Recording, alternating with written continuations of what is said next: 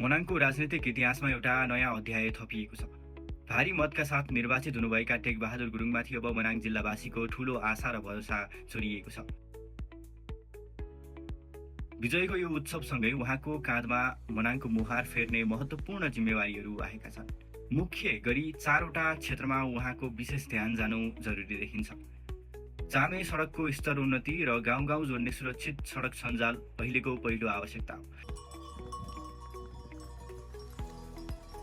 वर्षायाममा हुने अवरोधलाई हटाउन दिगो सडक निर्माणमा उहाँको भूमिका कस्तो रहला, यो सबैको चासोको विषय हो। मनाङको मेरुदण्ड भनेकै पर्यटन हो। अन्नपूर्ण पदमार्गलाई अझ सुरक्षित र व्यवस्थित बनाउँदै नयाँ गन्तव्यहरूको पहिचान र प्रवर्धन गर्न ढिला भइसकेको छ। Narphu, Tilicho base camp, high camp, Thorongla फेरी जस्ता विकट भूगोलमा गुणस्तरीय स्वास्थ्य सेवा पुर्याउन चुनौतीपूर्ण छ।